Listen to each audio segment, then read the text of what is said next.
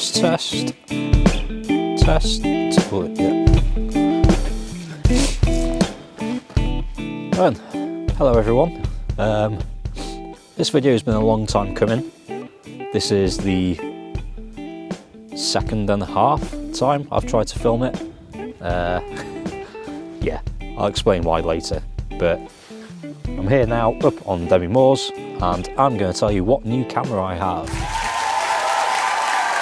So a few weeks ago, I think, I released a video explaining the importance of selling all your old camera gear.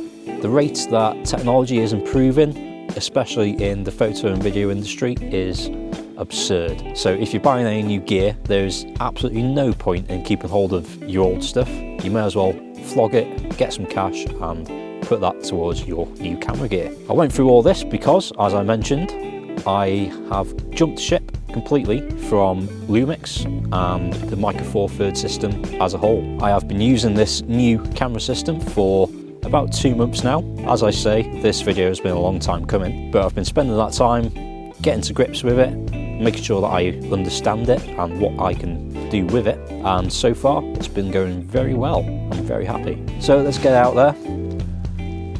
I am now a Sony shooter. This is the Sony a7 III, as is this. So a few little facts that you're probably already aware of about the Sony a7 III. There's a 24 megapixel backside illuminated CMOS sensor, full frame, 5 stops in-body image stabilization, a native ISO range of 100 to 51,200, dual SD card slots, hybrid autofocus system, which makes the most of both contrast and phase detection, and then 4K video downscaled from 6K up to 30p or 25p, depending whether you're in NTFC or PAL.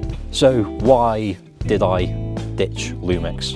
As you might be aware, I make most of my living from wedding, commercial, corporate events, that sort of thing, in both photo and video. The Lumix in the G9 had served me very well, I have to say. I loved using the camera. I love everything about the Lumix user experience, but it was just letting me down in a couple of areas which are very important in my profession, namely being high ISO performance and low light capabilities.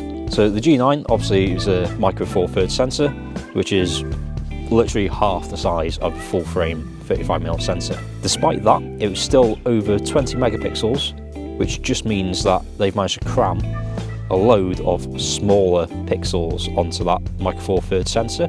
Compared to the Sony, this is a full frame sensor, so twice the size, but it's still only 24 megapixel. Obviously that means that the pixels themselves are bigger, meaning they can draw in more light during an exposure. So straight away I started testing out the low light capabilities and the ISO performance, and yeah. In terms of ergonomics, I have to say the Panasonic Lumix G9 did feel a lot better in the hand. Before the G9 I'd been shooting on Nikon DSLRs, i.e. the D750, and it felt just as good as the Nikon, if not better actually. I never had any fear that I was going to lose grip, and on a couple of occasions that I had dropped it, it was absolutely fine. It was so well built, it's a magnesium alloy body, and yeah, I never had any worries about it. The Sony on the other hand, it's a much smaller body than the G9, surprisingly, and the actual grip it doesn't feel anywhere near as secure as the G9. So as I say, I've been playing with the Sony system for a couple of months now, so here's a few of my best bits. One that I'm really happy about is battery life. In previous models, such as the a7 II, they'd always been using a smaller battery in the Sony cameras, whereas now we have the FZ100, and that'll last you a long time. I'm very impressed so far with battery performance, and I do now have plenty of spare batteries as well, so battery life is not going to be an issue for me, I don't think. Log profiles. I've played with a number of different camera brands before, and I've never experienced log or HLG profiles before, and it's a revelation, honestly. It's a bit daunting to start with, especially when you're scrolling through the menus within each picture profile, and especially when you see how washed out your footage looks.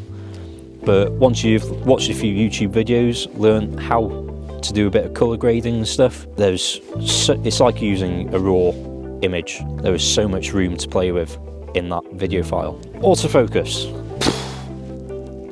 Mind blown. I've never known anything like it, honestly. And I have used Canon 1DX, things like that, and this just wipes the floor with it.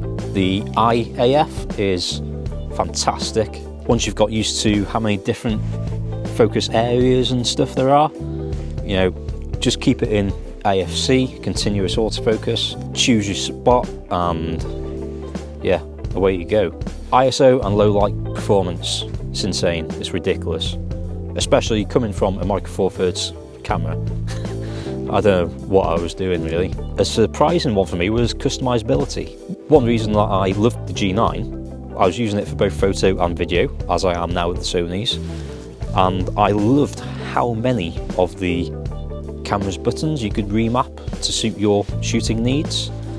I thought, for some reason, switching to the Sony, I'd be sort of taking a step back, but as it stands, I've got pretty much every single button other than the shutter button, playback button and menu button remapped, and I'm getting used to it now. I more or less know exactly where everything is at click of one button, whether I'm shooting video or photo, and I'm really enjoying it so far. It's getting quite dark now. It is freezing, like there's ice everywhere. And most importantly, image quality. Hands down, best I've ever had. The dynamic range and low light performance, high ISO performance. Once you get your raw files back into the computer, start working on them, there is so much room to work with on those raw files. Obviously I did as everyone does when I first got Sony. I was deliberately overexposing and underexposing a load of shots just to see what I could do with those files, and it is impressive, but obviously don't make a habit of it. If you want a good final product, then you need to take a decent exposure to start with. You can't polish a turd, but you can roll it in glitter, which sort of looks like grain or noise. So, all good?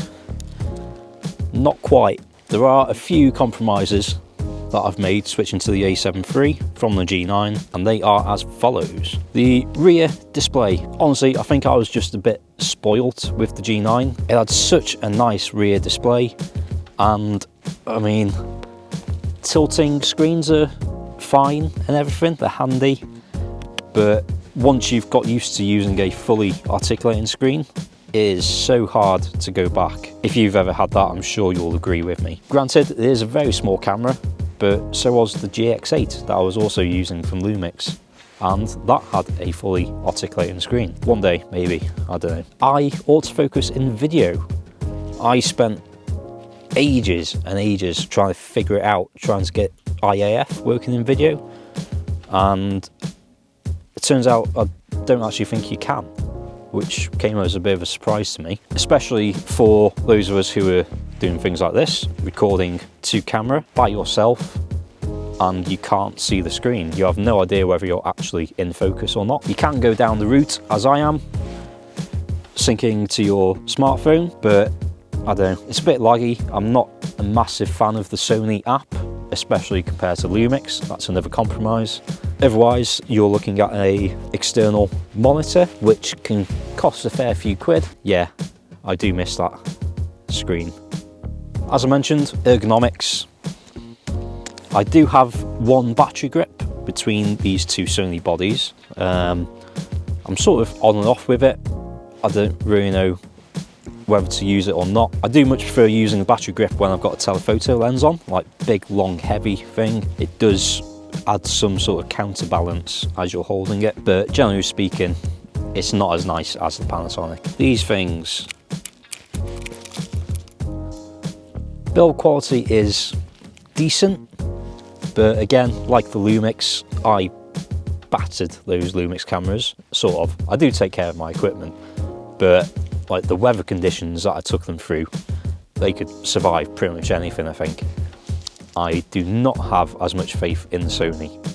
The in-body stabilization, supposedly you've got 5 stops of stabilization. I'm not so sure about that, to be honest with you. It'll work decently in stills shooting. Obviously, when you're recording video on a tripod, you want to switch off your stabilization, so you're not using it there anyway. But any handheld video, I've really not noticed the stabilization doing much, to be honest with you. So yeah, dual SD cards, great. Yeah, I love it. If you're a fan of the channel, you've probably heard me saying before that I always record to 2 cards, so I'm shooting redundantly, backing up as I go, but only one of them is UHS 2 speed. The other one is still UHS 1. So if you're like me, shooting redundant, you're relying on the speed of the slowest card to write your images. I mean, come on, Sony, you did one, why not both? And finally, I was pretty peeved at this. You don't get a battery charger in the box. You get a mains adapter with USB-C to charge through the camera, but I can't be relying on charging my batteries purely through the USB-C port. Luckily, you can buy a separate charger for only £82. Or you can do as I did and buy a couple of cheaper dual chargers on Amazon. I've got one from Backstar and one from Newer, and they're identical units, just different branding as usual. Charge 2 at a time. They take USB-C and micro B input, as well as having an actual LCD screen so you can see you're charging. And they're great. I've got 2 of them. I can charge 4 batteries at a time, and it cost me about £20 for both of them. But come on, Sony, really? You're aiming at professional shooters here. We need battery chargers. We get through a lot of batteries. Otherwise, so far, I am very happy with the Sony system. In terms of lenses, so far, I've got 5. I'm shooting right now on the Zeiss 55mm f1.8. Super sharp lens, really nice and small size, very good as a just everyday run and gun lens. Very happy with that. Here I also have the Tamron 28-75 f2.8. I'm loving this lens so far. Most recently, I bought the Sony 70-200 f4 version with optical steady shot, stabilization, super sharp lens, really quite nice and light as well. I was looking at the f2.8 lens purely for the low light shooting and stuff, but at the end of the day, you're only losing 1 stop of light and saving yourself several £100s. This is pretty much half the price of the G Master lens. And if you're looking at the 2.8 for bokeh, I mean, shooting anywhere past 100mm at f4, you're going to get a pretty blown out background. You don't worry about that too much. And then I do also have the tiny little 28mm f2 lens. Really nice, cheap, relatively cheap little prime lens. Very sharp, insanely portable. Stick it anywhere, keep it in your back pocket if you want to. Yeah, very happy with this so far. And then I also have the 85mm f1.8 from Sony. As you're all probably aware by now, I love shooting at 85mm. This was actually the first lens that I bought for the Sony a7 III. This is a really nice sharp lens. It's, again, pretty nice and lightweight, and honestly I don't think I'll be switching that out for the G Master anytime soon. I'm very happy with this lens. In terms of next purchases, I have recently been drooling over the 24mm f1.4 G Master. That's a very nice looking lens. And also, you may have noticed I don't really have any wide angles, so I'm very close to just going out and buying the Tamron 17-28mm f2.8. I'm super impressed with the 28-75, and if it's anywhere near the same sort of optical quality as this lens, then I would be very happy using that lens. It just keeps getting darker. And yes, I'm sitting on the towel. So the light's going, that'll do it for me, I think. I know that in my last few videos, A lot of you have been commenting, asking to see what is your new camera, and here it is, finally. I'm shooting at ISO 3200 right now. How good does it look? I forgot to mention, yeah, basically third time trying to record this video. As I mentioned, I've started shooting in S-Log 2 to be precise. And if you go on YouTube or anywhere, you'll see a lot of people suggesting that you actually overexpose your footage by 2 stops. So I did, and it was completely blown out, all of it. So yeah, hence we're here. And I know my last few videos have been sat in a chair in my office, so I thought we'd get outside for a bit. If you have any questions at all about the gear, whether you're considering buying into Sony yourself, or if you're just curious more about specs, or even if you want some sample images, then drop a comment down below. I'll be happy to oblige. If you're not already, please do consider hitting the subscribe button down there, as well as the little notification bell. That'll tell you when I actually put new videos out. And then I also now have Amazon affiliate links for the Amazon UK store. So they're listed down below. Pretty much all the gear I've mentioned in this video is in there, as well as a few other bits that I've mentioned previously. That stuff won't cost you anything else at all, and I might get like 12 pence from a sale or something. So it all goes to helping this channel. Alternatively, I also have a PayPal link. If you fancy getting me a coffee to help push these videos out there quicker, it would be very much appreciated. So that's it for me. Until next time, be good. Get out there shooting some photos, and I look forward to seeing you in the next one. Also, how's the audio? This is my first time using the Rode Wireless Go. You might be able to see my little wind muff on there. It is a little bit breezy, so, and this is my only audio source today, so if it's not very good, do let me know. Although I probably already know because I've edited it